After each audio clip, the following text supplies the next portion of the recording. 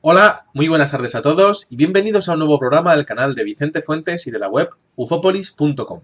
Hoy vamos a hablar de una mítica fotografía del fenómeno ovni que fue sacada en el año 1951. Sin duda, una de las más populares de la historia de la ufología del siglo XX y para mí una de las más especiales porque fue una de las primeras que vi en una primera búsqueda que hice en aquel internet primigenio del año 1995-96. Lo primero que hice fue buscar la palabra ovni en cuanto que tuve un buscador y una conexión a internet y me encontré con esta misteriosa fotografía de una especie de ala delta formada por diferentes luces de esa tecnología de ovnis lumínicos que vemos a día de hoy protagonizar los incidentes más fascinantes de la casuística actual. Bueno, tenemos que coger nuestra máquina del tiempo e irnos al día 25 de agosto de 1951. Tenemos que imaginarnos ese Estados Unidos de los años 50, con esos coches de los años 50, esas casitas unifamiliares, ¿no? Y esos tonos pastel. Y tenemos que irnos al porche de una de esas casitas de la localidad de Lubbock, en el estado de Texas, en donde hay 4 profesores universitarios que están mirando al cielo. Están haciendo un estudio sobre meteoritos y micrometeoritos y bueno, pues son 4 profesores de la Universidad de Texas que tienen una formación tanto científica como académica y también de letras que es a todas luces destacable. Tenemos a un profesor de Ingeniería Química del Petróleo, tenemos a otro profesor que es profesor de Ingeniería Química, tenemos a otro profesor que es director del Departamento de Geología y tenemos a otro hombre que es doctor en físicas. Los 3 últimos, además de eso, son doctores en filosofía, es decir, conocen perfectamente lo que hablaba Jung sobre el inconsciente colectivo, del que hablaremos en un futuro videoprograma, y conocían perfectamente lo que son los arquetipos de los platillos volantes y bueno, pues prácticamente lo que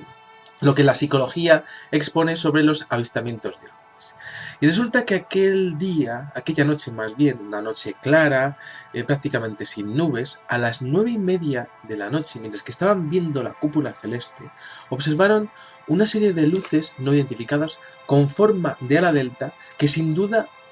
les dejó totalmente asombrados. Aquellas luces no parecían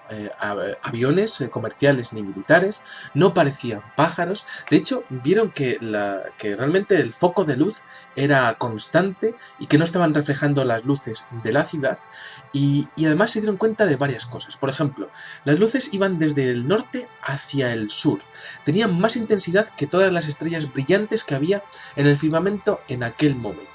Al principio tenía forma como de semicírculo, pero luego vieron que aquellas luces formaban una especie de ala delta y que de hecho las luces se cambiaban su posición, interaccionaban entre sí, se mezclaban y se separaban. Como hemos visto en miles de casos, en Ufópolis los hemos investigado y también en las filmaciones de la NASA cerca de la Estación Espacial Internacional. Bueno, más tarde, después de las 9:30, 1 hora y 10 minutos después, aquellos hombres observaron el mismo evento. Es decir, como si se hubiese producido un bucle espaciotemporal en donde hubiesen visto exactamente los mismos objetos, hubiesen visto el mismo evento, ¿no? Llegaron a captar más de 12 vuelos idénticos al que habían visto por primera vez. Y bueno, pues era curioso porque hasta que se dieron cuenta de que los objetos llegaban en diferentes noches, pero tenían pues unos 2 o 3 vuelos por noche en diferentes días y bueno, pues prácticamente tardaban en aparecer entre 1 hora y 10 minutos después del primer avistamiento, pues estos hombres les pasaba que estaban pues toda la noche esperando que aparecieran con sus bolígrafos, con sus cuadernos, intentando coger notas con sus cámaras de fotos y resulta que aquellos objetos no aparecían. Y justo cuando se relajaban, que a lo mejor que uno iba al servicio, o otro iba a hacerse un café, o otro se ponía a hablar con otro, pues resulta que aparecían. Y es que resulta que se dieron cuenta de que aquellos objetos eran muy rápidos y les daba mucha rabia perderse parte de los avistamientos, ¿no? Bueno, aquellos 4 profesores estaban asombrados e informaron a las fuerzas aéreas de lo que estaba ocurriendo. Las fuerzas aéreas en el año 1951, en aquel verano, les respondió que no tenían ningún tipo de previsión y no tenían ningún dato de ningún vuelo, ni comercial ni militar, en aquella zona. Pero aquellos objetos se estaban viendo. Cientos de observadores no científicos, es decir, pues toda la localidad y toda la barriada de Lubbock, pues lo estuvo viendo, y resulta que hubo uno de esos chavales que lo estaba viendo. De hecho, uno de los estudiantes de la Universidad de Texas, que se había enterado que sus profesores habían estado viendo el día 25 pues estos objetos voladores no identificados, que consiguió hacer una fotografía de los mismos. Bueno, aquella fotografía fue llevada a los profesores, de hecho fueron una serie de 5 fotografías,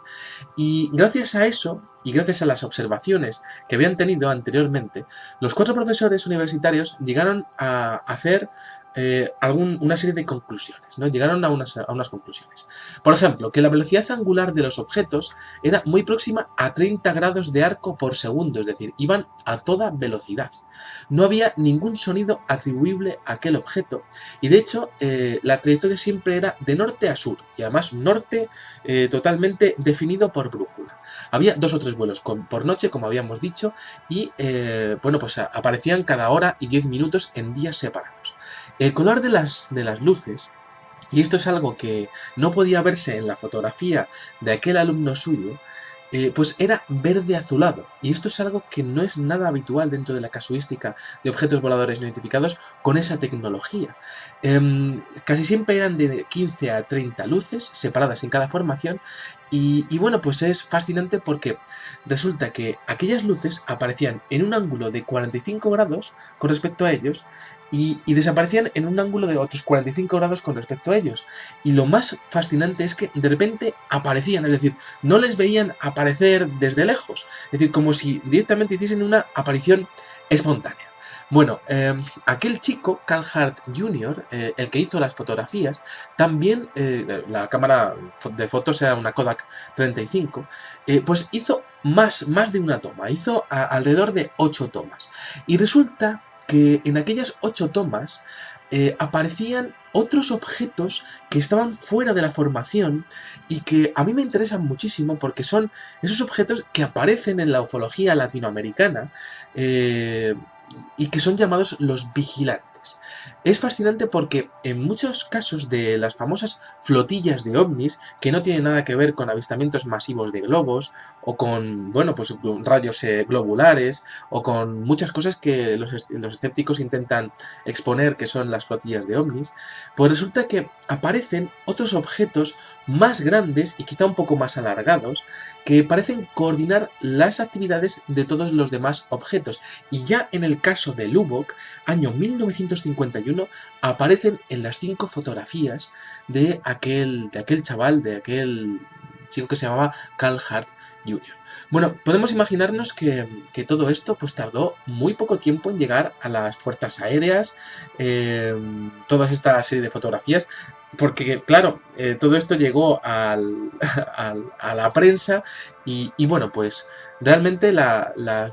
fuerzas aéreas lo que hicieron fue reaccionar y de repente apareció allí un hombre llamado Edward Ruppelt, que no era ni más ni menos que el encargado del proyecto Libro Azul, en persona allí en Lubbock. El proyecto Libro Azul se basaba en tratar de observar las pruebas que había a favor y en contra del fenómeno ovni en los Estados Unidos de los años 50, ¿no? Un proyecto que estuvo durante muchos años activo y que, bueno, pues evidentemente trataba muchas veces de desprestigiar muchas cosas del fenómeno, pero aquí estaban pinchando en hueso porque eran 4 profesores universitarios y además había algunos testigos que, como por ejemplo el de Roger Dodds, un testigo llamado Roger Dodds, que decía que había oído un leve crujido o un sonido similar a un crujido cuando de repente vio que aparecían espontáneamente aquellas luces en el cielo. Aquellas fotografías y aquel testimonio era difícil de rebatir, sobre todo teniendo en cuenta la formación científica de los testigos, ¿no? Y entonces Ruppelt empezó a entrevistar a diferentes personas que habían sido los mejores testigos o los que habían podido verlo mejor o más claramente allí en Lubbock. Y entonces hicieron unas entrevistas con un ranchero de una localidad cercana de Brownfield que dijo que podían ser patos. Pero claro, luego los investigadores, los profesores universitarios, cuando estuvieron hablando con Ruppelt, le dijeron que aquellos patos, por supuesto, no podían ir en una formación de 15 o 30 objetos a 1000 metros y, por supuesto, no podían reflejar una luz verdosa tan intensa como la que estaban viendo. Los testigos veían una formación en U y en V y aquellos patos no iban en una formación más de 3 o 5 patos y, por supuesto, en esa formación de U y en V pues tampoco era habitual en esa especie de patos que Ruppelt estaba exponiendo en sus investigaciones. Bueno, a mí me interesa muchísimo que por supuesto podamos ver las fotos y podamos darnos cuenta de que, bueno, pues tenemos una especie de ala en la cual hay dos escuadrillas, la escuadrilla izquierda y la escuadrilla derecha. En la escuadrilla izquierda hay como 3 patrullas de 3 objetos cada una, es decir, como si hubiese simetría en la formación y como si fuese prácticamente inteligente la formación militar que hubiese. Lo que pasa es que aquellos objetos iban demasiado deprisa como para ser tecnología americana, incluso para los proyectos más secretos que hubiese en aquel momento, y por supuesto las luces, la falta de mecanismos de propulsión a chorro, la falta de sonido y bueno, pues básicamente el diferente tamaño de los objetos realmente no encajaba con ningún tipo de descripción de aeronave manufacturada ni en Estados Unidos ni en Rusia en aquel momento. Bueno, la Fuerza Aérea llegó a exponer en sus conclusiones, un par de conclusiones dentro del proyecto Libro Azul, que decían que las luces no estaban fijadas a un objeto, es decir, eran luces separadas, y que efectivamente la distancia de separación entre el fotógrafo, Carl Hart, y aquellas luces era como máximo de 1 kilómetro. A mí esto me recuerda muchísimo al avistamiento de las luces de Fénix en el año 1997, también a un caso muy curioso que hubo en Marsella también en los años 90.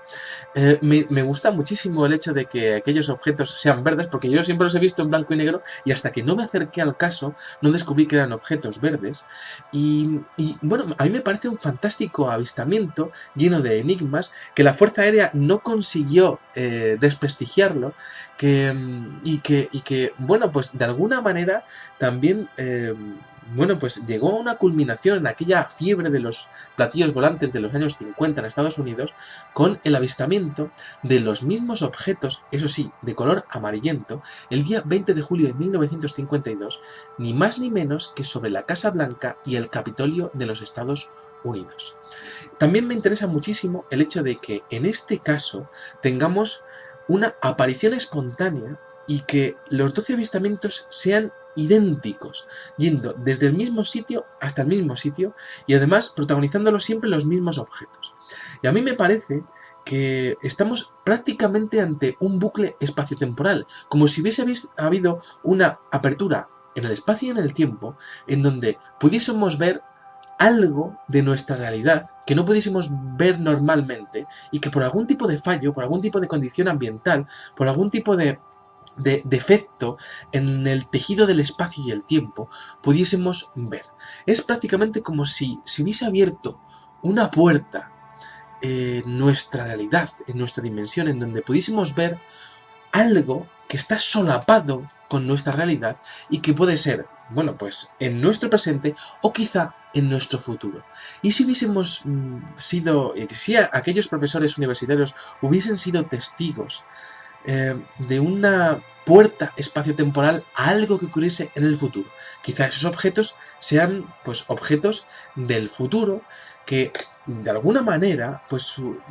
en algunas condiciones muy determinadas pues prácticamente hubiesen generado pues lo que viene siendo una anomalía que pudiese haber sido vista solamente en un momento de nuestra historia, el 25 de agosto de 1952, y que aquello se hubiese producido ni más ni menos que 12 veces después, desde agosto hasta noviembre, pero solo sobre Lubbock y solo en aquellos momentos por las noches, ¿no? Estamos hablando prácticamente de un fenómeno paranormal de un bucle espaciotemporal en donde los mismos objetos se ven en las mismas condiciones.